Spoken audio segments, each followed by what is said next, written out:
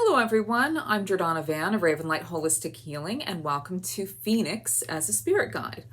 Now I have two Phoenix videos, Phoenix as a Spirit Guide and Phoenix as a Totem. This here is the video that you want if you've never really had any kind of interest in the Phoenix, but suddenly it's everywhere. If you've always had a connection to the Phoenix, it's more likely a totem for you, meaning that it's a lifelong guide rather than a messenger here to help you with a temporary situation, in which case you'll want to watch my video on Phoenix as a totem. You can search YouTube for the video, but you can also go to my website, www.ravenlightholistichealing.com, which has a complete alphabetized library of all my videos, so it's really easy to quickly find what you want. You can also go to the website to learn more about me and how I do what I do, and also for direct links to my books. Before we get started, as of July 2021, I'm no longer seeing clients so that I can channel my full time and energy into creating a lot more new videos for you, and finally finishing the gazillion books that I've been called to write. If you've been a client of mine, you'll want to visit my website as I've posted some information just for you. Now, since seeing clients has constituted more than 90% of my income, which I've now released, if you enjoy my work, your support will be one of the things that helps me keep doing it. And you can provide that by becoming a channel member, which is as easy as clicking the join button next to the subscribe button. If you can't see the join button, I've included a link in the video description to the page on my website where I provide quick, easy, device-specific directions for making the join button visible. It really only takes a few seconds. Channel members help me create more of the media that you enjoy, but there are also a lot of different perks, from membership badges and exclusive emojis to use in your comments, to the ability to vote for which video I'll make next. From now on, I am only accepting video requests from channel members at the second and third tier. Since if these guys are going to be the reason that I can afford to make so many more new videos, they should be the ones receiving what they want most. Also, and thank you guys so much for your patience. I know this is a lot of pre-video stuff. Don't forget that if you want to be notified anytime I make a new video, it's not enough to just become a subscriber. You also have to click the little bell icon next to the subscribe button and click all. Otherwise, YouTube is going to choose which of my videos it thinks you want to see, and that could be none of them. So let's get started. When I'm doing an interpretation on a mythical creature such as the Phoenix, it's necessary to first decide upon what features of the myth to use for reference, since there's so many different versions. In this case, I did extensive research on the development of the Phoenix myth, and I combined this with my experiences with my clients for whom the Phoenix has showed up as a spirit guide. And I have to lump myself in here too, as just like always tends to happen when I choose a video topic just because it feels right, the Phoenix had a lot to teach me as well. At the end of the day, what we wind up with are two slightly different phoenixes. The longest standing phoenix of myth, which first made its appearance in recorded Western history in the early 400s BCE, and Fox from the Harry Potter series, who for many of you represents the ideal phoenix.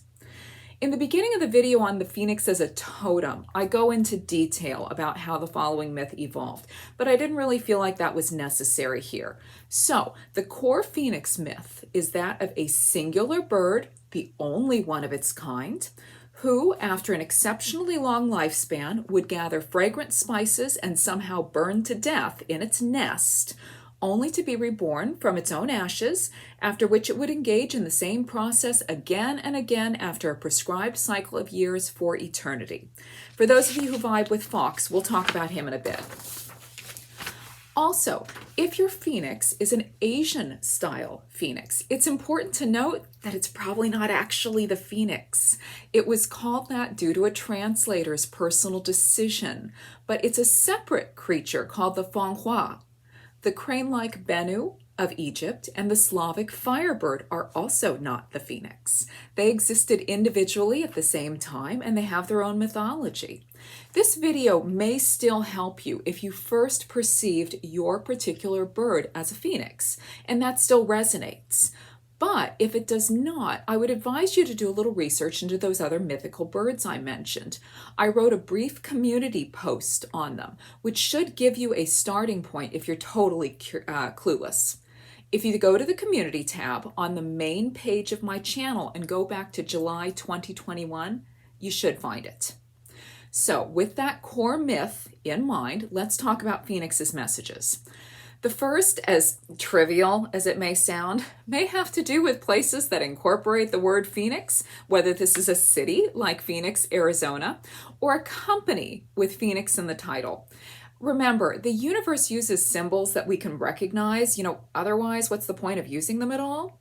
So if you've been interested in a place that has Phoenix in the name and now the Phoenix is showing up everywhere, it's time to look more deeply into that interest. Sometimes it is that simple. Another of the Phoenix's most basic messages, and one of its loveliest. If you've been ill, the Phoenix often signifies rapid and dramatic healing. Alchemists use the Phoenix to represent the final agent in the creation of what they called the Philosopher's Stone, which was said to cure illness, restore youth, and make man immortal. And frankly, having twice gone through being extremely ill for a very, very long period of time, I can tell you that healing really does feel 1,000% like a complete rebirth. Suddenly you have a whole new lease on life. Now, if you've been thinking of making a big change and doing something totally new with yourself, something that excites you and might also be considered a sort of rebirth, Phoenix would be saying, absolutely go for it. Staying where you are is likely to make you increasingly miserable, while taking the leap on something new that fills you with enthusiasm is going to set you on fire in the best possible way. But let's say you have no freaking clue where to start. The Phoenix definitely has some things to say about that. Even though fire was not actually part of the original Phoenix myth, I would bet that every single one of you watching this video associates the Phoenix with fire. So this is an extremely important feature of this spirit guide.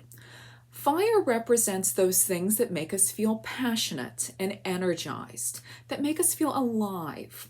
When the Phoenix is around, doing something new with yourself often isn't enough.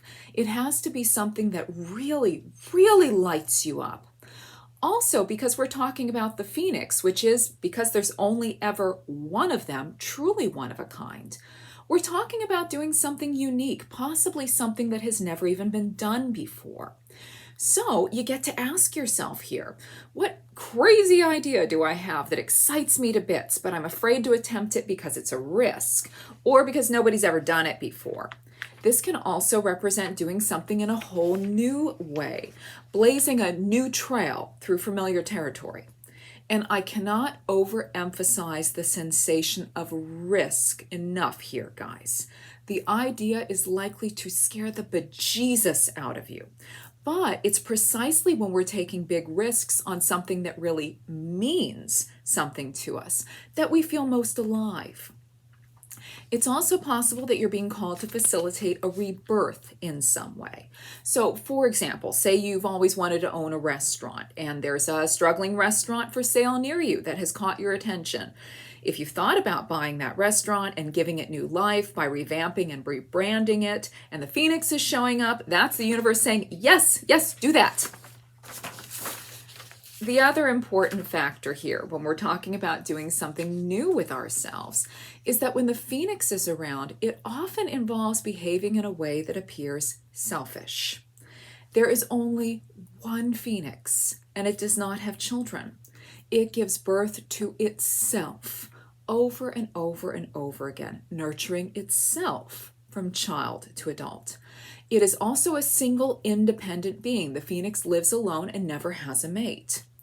So we're talking about a critter that does not use its energy to nurture others and does not compromise its wants or desires for others, as we sometimes choose to do in healthy relationships.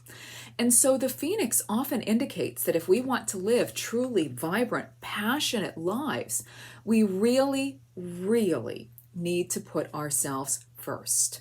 This means that the bulk of our energies need to be directed selfward. and that decisions we would formerly have made by taking the needs of others into account need to be made independently of those others. If we feel called to do something, we find a way to do it, no matter who it upsets. Selfishness is often referred to as a bad energy. But when it's being used to protect and honor ourselves and our needs, it is anything but bad. In fact, the world would be a much happier place if more of us really took care of ourselves first, rather than endlessly sacrificing in ways that lead to despair, anger, and illness, particularly when those people and institutions for whom we are sacrificing don't seem to be benefiting much from our efforts. The Phoenix asks us to treat ourselves as though we are the only ones who matter. And so what needs to be done to make us happy? This doesn't mean we don't care about others at all, or that we aren't sensitive to how our choices will impact them, but that we don't let these things stop us from finding a way to pursue the course that calls to us. And by the way, when our own needs are fulfilled, we become much more loving people. When we finally give ourselves the love that we need, we want to give love to others rather than feeling like we must give it. It's an entirely different energy that creates entirely different results. On the other hand, sometimes the Phoenix indicates that our life is about to go up in flames, and while it may look like the beginning of a desperately needed fresh start, it really means you're headed back to square one, and you're probably just going to have to burn everything down all over again. This is especially true if you're feeling like a victim in your present situation, and burning the whole situation down around you feels like the only way to escape. This may involve consciously destroying a relationship or putting in a spectacularly bad performance in some way.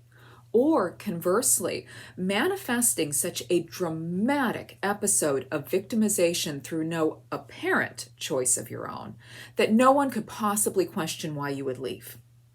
When this is the case, you aren't actually escaping at all. You're just putting an end to this particular version of the story, which you've probably lived a dozen times before. One of the things that the Phoenix teaches us is how to stop being victims and break the cycle perceived victimhood creates.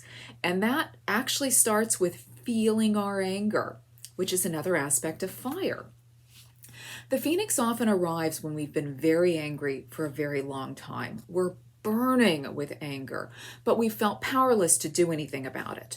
We think we have no choice but to surrender our time and energy into a relationship from which we receive little in return, or where we're getting hurt, or into a job we can't stand but which pays the bills. We just keep going through the motions, telling ourselves there's nothing we can do about how upset we feel until we explode and do something to destroy it so we can finally escape. Guys, when we feel powerless, we are supposed to feel angry. When we keep giving of ourselves in ways that drain or hurt us instead of excite or enliven us, we're supposed to feel furious, enraged even. These emotions tell us that something is very wrong here. But when we instead tell ourselves that there's nothing we can do and we just need to keep on keeping on, what we're doing is repressing that emotion and all hope of using it to help us change our situation in ways that would ultimately help us. Flame doesn't have to be purely destructive. It can be cleansing and create growth, just like the flowers whose seeds must be scorched before they can sprout, and who will carpet acres and acres of hillsides in the wake of a wildfire. In the same way, letting yourself feel angry can lead you to identify what in your life needs to change, why it is you felt like you've had no choice but to stay stuck, and help you know exactly how to change. It's still going to be painful. All real growth is at the beginning.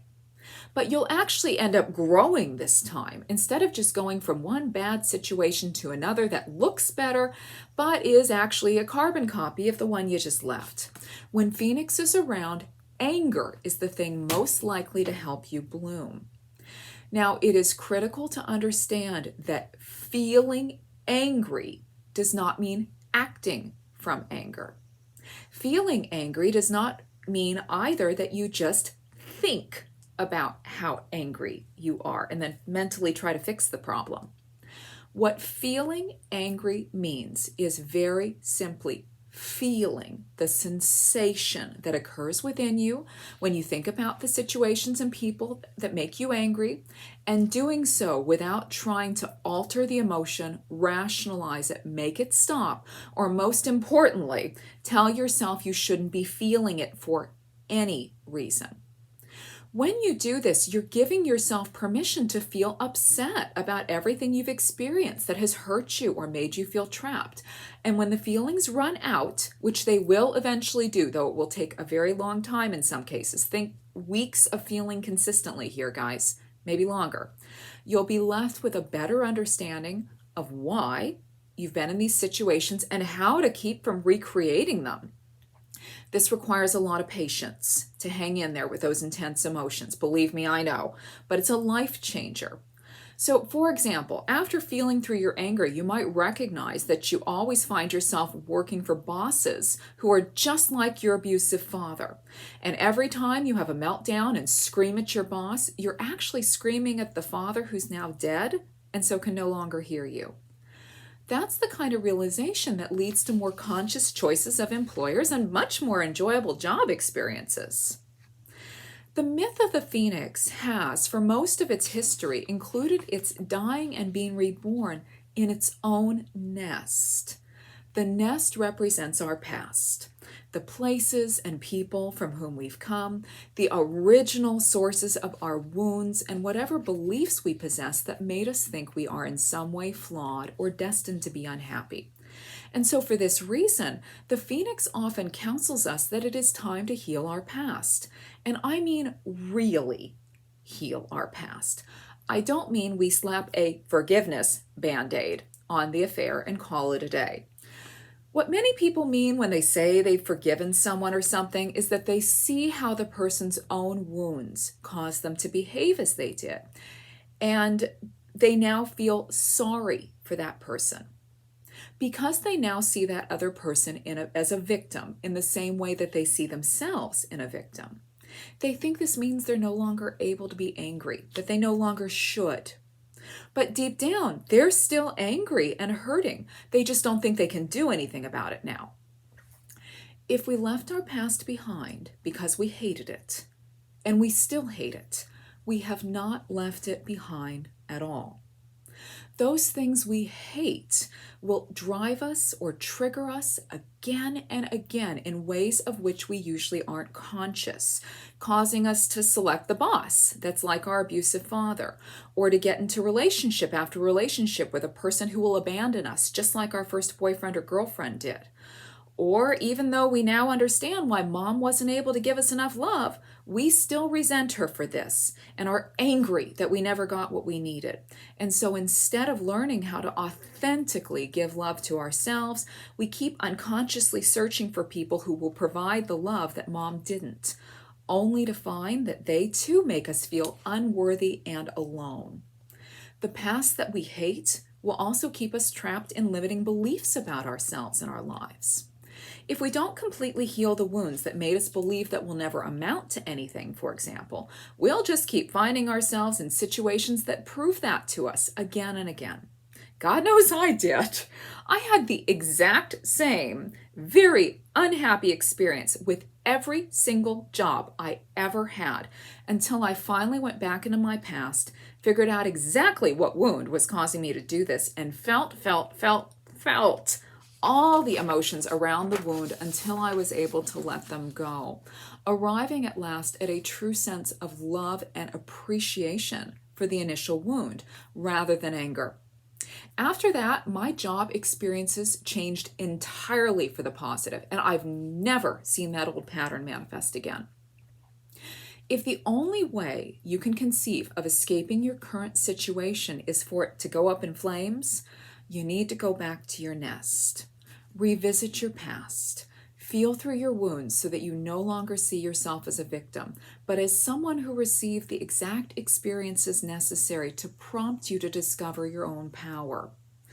When you do this, and when you are really ready for things to change, you won't need to destroy anything. You'll be able to consciously make choices in your favor, good feeling choices. And the only fire involved is going to be this enormously wonderful rekindling of passion as you head in a new direction. Now, because the phoenix is alone in the world, it does sometimes signify that we ourselves need some alone time. This is particularly true if we've been needing alone time to be creative in some fashion, or to do some self-work to discover what would make us feel alive and vital. That's hard to do in the presence of other people who need things from us or need us to be a certain way. However, it can also signify that we feel alone because we think we are so different that no one can possibly relate to us, or that no one will like us because we're so different. Being a teensy bit different myself, I've had plenty of opportunities to work with this issue over the years, and I can tell you guys from copious amounts of experience that when we are desperate for people to get us, it's usually because we are judging some part of ourselves as bad or wrong. When we think we are wrong, we are unconsciously going to seek out others to tell us that those things about which we question or judge ourselves are actually good. In other words, because we can't be our own source of authority and approval, we hunger for others to be our source of authority and approval. So start asking yourself, is there anything about yourself that you think people can't, won't, or shouldn't like, or that you don't like? Then begin working on understanding why you think those things are so worthy of judgment. When you can get to the point where you don't need anyone else to approve of you or get you, because you approve of you and get you, that's when you begin meeting friends with whom you feel loved and accepted. Part of what's occurring behind the scenes here is simply that we often need to approve of ourselves and release the need for people to understand us before we feel safe enough to be our real selves around people. When we need people to like us, we tend to say or not say things in order to manage how they see us. And this means that the person that we're showing them isn't actually us. So even if we do receive approval, the approval isn't for who we really are, but who we're pretending to be. And that feels awfully empty. This is why a lot of the folks that you see surrounded by friends are actually desperately lonely, guys. Now, it took me almost 25 years to learn how to be my real self with one of my oldest friends, because I was that sure that big pieces of myself were too weird or too wrong to be loved. But when I did finally become brave enough to be me, our relationship really deepened, and we became able to open up to each other and support each other in ways we never could before. We were both being the real us. The other thing that can happen here is that when we already believe that people aren't going to like us and we're really angry about this, we may intentionally shock or upset others as an unconscious way of proving what we already believe and punishing ourselves for our beliefs. We either think that we're wrong for believing or being what we are, or that the universe is out to get us and the universe believes we are wrong. And so by punishing ourselves, we're essentially enacting what we believe to be the punitive will of the universe. It hurts a lot less to do this to ourselves than to relax and trust others and then have them turn on us. Remember, too, that the phoenix is ultimately about rebirthing itself over and over through healing the issues that were created in the nest, and through so doing, gaining the ability to live a more authentic, more passionate life each time. Obsessing over the notion that no one likes us can be a major, major distraction from revisiting our childhood wounds, where most of our beliefs around our inherent unlikableness or wrongness were engendered. To heal and to find the kind of love and companionship that we seek, The Phoenix tells us that we have got to stop focusing on others and what they think and begin focusing on ourselves and what we think. Going back to the source of those thoughts and feeling through them until we can make genuine and loving peace with them and let them go. So let's talk briefly about J.K. Rowling's Phoenix, Fawkes. Fawkes was different from the other phoenixes that preceded him in several notable ways, but two characteristics in particular are applicable here. The first is that Fawkes's tears were a healing agent, curing even mortal wounds. In this case, the phoenix is a message to those who are considering becoming healers. Rowling's interpretation gives the phoenix as healer a very Piscean bent. And I would expect that many of you who are considering becoming healers and have the Phoenix show up have significant Pisces placements in your astrological charts, or a lot of 12th house placements or aspects to Neptune. Pisces feels the pain of others quite viscerally and often takes on the suffering of others in an unconscious attempt to heal them. They care so much that they become energetically entwined in the other person's anguish. A lot of folks that decide they're supposed to be healers because they are hypersensitive to the feelings of others and feel called to help those others can really get in trouble here. If this is you, a lot of internal work needs to be done before you can safely engage in professional healing work. So you can tell a Pisces who's done a lot of self-reflection and learned to discern between their feelings and those of others because they no longer feel victimized by their empathic tendencies. Instead of being overwhelmed with worry or sadness for every unhappy person they encounter and then finding themselves unable to do more for that person than be a toxic waste dump for all that person's discomfort, they know how to separate themselves from that other, allowing their compassion for that person's experience to instead guide them in being a source of grounded and healthy love and encouragement. If the other person is courageous and motivated to help themselves, the Piscean's guidance can help light the way. If they are not, the Piscean would have detected this a mile away, again, if they've done a lot of self-work, and would have left them to their own devices. The same is true for the kind of healer that Fawkes represents. You may find yourself crying for every wounded thing on the planet and think that the best way for you to help is to sink down to that level of sorrow yourself, to cry for them, to cry with them. Then you wind up taking on their pain and suffering, worrying for them and whether or not they're okay, and usually being taken advantage of by them because you care so much that you aren't enforcing your boundaries. This is where you give and wind up being sucked dry. A low vibration cannot raise another low vibration, guys. Only a higher vibration can do that. With patience and intention, you can learn to feel the deepest compassion for the world, even to the point of being moved to tears, without losing your passionate positivity, your belief in your own power, and, most critically, your ability to discriminate between those who wish to become the heroes in their own life and rise, and those who wish to remain victims and just keep blaming others. This is how we heal. By radiating love and understanding from a place of strength, a place with excellent boundaries, I might add, so others feel inspired to find their own strength, power, and self-respect. The last thing we're going to talk about with regard to Fawkes is his song, which was said to grant bravery to the pure of heart and instill fear in the impure. What kind of song are you singing? Those people who are so wounded that they wish to harm others or create havoc in the world become deeply insecure in the presence of love, integrity, positivity, and true self-empowerment. This is because those individuals are acting from a place of perceiving themselves in some way as having been victimized.